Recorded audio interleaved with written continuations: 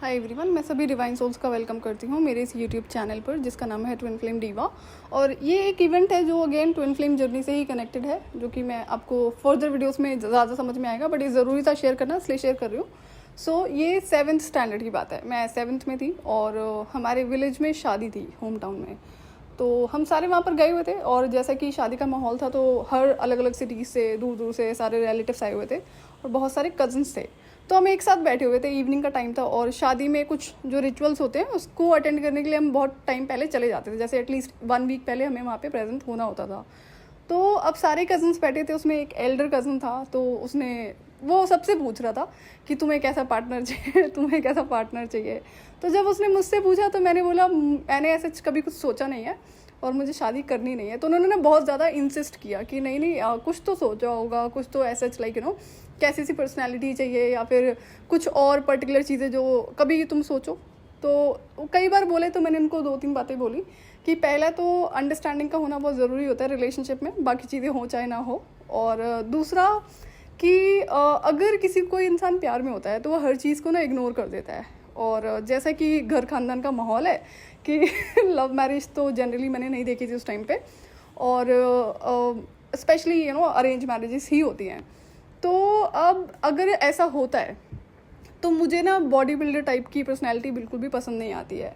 क्यों? क्योंकि मैं खुद एक स्लिम ट्रिम इंसान हूँ, थिन ऐसा कोई बहुत ज़्यादा हैवी बॉडी नहीं है, एकदम स्लिम। उस टाइम की बताऊँ तो और भी ज़्यादा थिन थी मैं। तो मुझे ये था कि अगर कभी मैं सोचूंगी ना या मुझे ऐसा ऑप्शन दिया जाएगा कि कुछ लोगों में से सिलेक्ट करना है, तो मैं बॉडी बिल्डर टाइप का लड़का कभी नहीं पसंद करूँगी।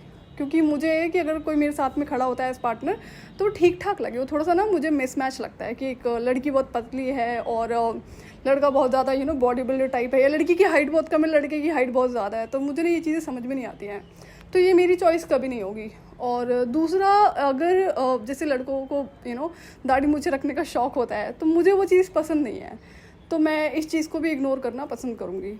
सो उनको मैंने क्लियर किया कि जब इंसान प्यार में होता है ना तो वो सब कुछ इग्नोर कर देता है। मेरे जैसा इंसान भी इग्नोर कर सकता है सिवाय रेड फ्लैग्स के। रेड फ्लैग्स कभी भी इग्नोर नहीं किए जा सकते हैं। तो बाकी चीज़ें इग्नोर करी जा सकती हैं कि अगर आप प्यार में हो तो आप ये शायद ऐसे इंसान को भी एक्सेप्ट कर लोगे जो बॉडी बिल्डर टाइप है, और या फिर दाढ़ी मूंछों वालों को भी एक्सेप्ट कर लोगे। तो ये इवेंट है जो अगेन मैं 7th क्लास में थी तब का कॉन्वर्सेशन है। ये मेरी ट्विन जर्नी से ही कनेक्टेड है।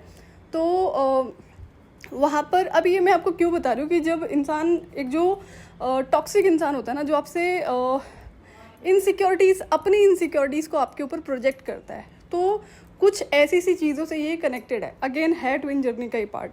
तो इसलिए मैं आपसे ये इवेंट शेयर कर रही हूँ। आपको आगे ज़्यादा इस पर क्लैरिटी मिलेगी जब मैं फर्दर वीडियोस शेयर करूँगी। और वहाँ पर सेम टाइम का ना एक इंसिडेंट और है।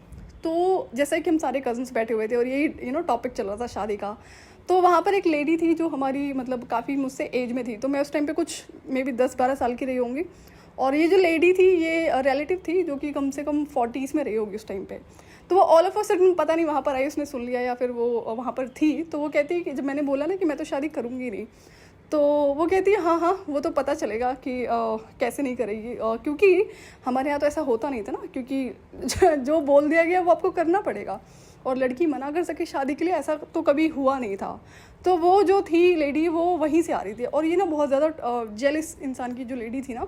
और मैंने आपसे पहले भी कहा है कि मैंने पर्सनली अपनी लाइफ में ना बहुत यंग एज से जो विमेंस होती हैं उनसे बहुत ज़्यादा जेलिसी को झेला है। कि तो मेरे लिए सरप्राइजिंग होता था कि जो हमारी एज के लोग होते हैं ना, कि चलो भाई वो नहीं है मेरा अगर फिजिकल ब्यूटी की मैच करें या फिर और किसी चीज़ की बात करें, लेकिन ये इन लेडीज़ का क्या है, ये क्यों इतना ज़्यादा जेलिसी थ्रो करती हैं। तो वो थी जेलस इंसान, तो उस बेचारी से ना एक्चुअली में जेलिसी हैंडल नहीं हुई, तो वो बोल पड़ी और टॉन्टिंग वे में उसने बोला था मुझे। तो मुझे याद थी ये बात और मैंने रिप्लाई बैक नहीं किया क्योंकि बड़ी थी मुझसे। तो छोटी एज में मैं ऐसा फॉलो कर लेती थी कि चलो बड़े हैं तो रिप्लाई नहीं किया। लेकिन उसी सेम लेडी से ना मेरा 10-15 साल के बाद फिर से मिलना हुआ, फिर से अगेन किसी कज़न की शादी थी। तो मुझे पता था कि ये आएगी, है ना, और ये उसी टाइम पे डिसाइड किया था मैंने कि इसका जवाब मैं फ्यूचर में दूंगी, क्योंकि मैं तो अपने हिसाब से चल रही थी कि मुझे नहीं करनी है शादी। तो जब 10-15 साल के बाद मिलना हुआ ना, तो जैसे मैंने एंटर करा ना, मैं पहुँची थी, डे टाइम ही था। तो ये हस्बैंड वाइफ बैठे हुए, तो ये दोनों पूछने लगे कि ये कौन है, ये कौन है। तो ये मुझे ना रिकग्नाइज़ नहीं कर पाए, पर्सनैलिटी में भी बहुत चेंजेस थे। तो मुझे तो पता था ये होने वाला है, तो मैंने देखा और वो जैसे ही उसने मेरा नाम सुना ना, किसी जिससे भी पूछा, वो वहाँ से तुरंत भागने लगी। तो मैंने कहा चलो अच्छा है, अपना जो डायलॉग मुझे मारा था और अभी याद तो है ना, शर्म तो है, तो अच्छी बात है कि sort of like indirect way में इंसल्टिंग हुआ, कि ऐसा नहीं है ना कि आपको भगवान ने मुंह दिया तो आप कहीं पे भी कुछ भी बोलोगे। और अक्सर मैंने देखा है जिन लोगों से उनकी जेलसी हैंडल नहीं होती है ना, वो शब्दों के रूप में निकलती ज़रूर है। तो ये एक पर्टिकुलर इंसिडेंट है, तो मैंने कहा चलो अच्छा लगा मुझे कि शी फेल्ट इंसल्टेड। तो अब ये चीज़ें हैं कि इंटरकनेक्टेड हैं अगेन ट्विन जर्नी से, इसलिए मैं शेयर कर रही हूँ। सो आज के लिए इतना ही, मैं आपसे फिर मिलूंगी नेक्स्ट वीडियो में। टिल देन आप अपना ध्यान रखिए और डिवाइन से कनेक्टेड रहिए।